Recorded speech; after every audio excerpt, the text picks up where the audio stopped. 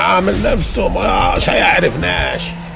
هذا العمر هذا كله معاه، خليه ما يشتي يرجع. حدثنا عن مقابلتك اليوم معنا الفنان الكبير أبو وديع. أعزائي المشاهدين، نحييكم في حلقة جديدة مع الفنان الكبير أبو وديع. حياك الله يا أستاذ أبو وديع.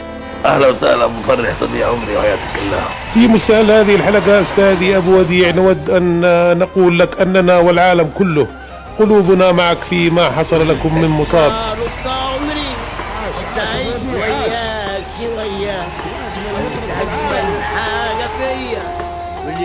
وديع صديق عمري وحياتك الله.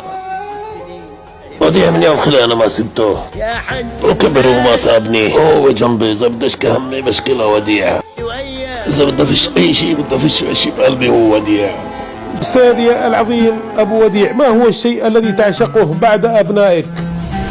صديق العيلي وحبيب العيلي وروح قلبي والعود ورفيق ليل نهار، كل ما نجاهد وجنبي العود بس الحمد لله ربي يعطينا كثير اشياء بيعوضنا عن كل شيء، الحمد لله رب العالمين. اي والله ابو فرح، والله حبيب قلبي ابو فرح. الكبير ابو وديع، الان سوف اسالك سؤال. انت غنيت في جميع المجالات، في المجال الخليجي والمجال المصري والمجال السوري واللبناني، وهناك من يريد ان يسمع صوتك في الفن اليمني او الطرب اليمني.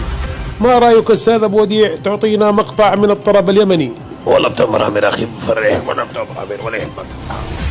عامل نفسه ما يعرفناش.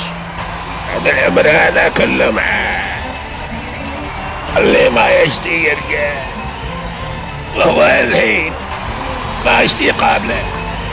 عيني في عينه ما نزلها، كيف حالك ما يقولها.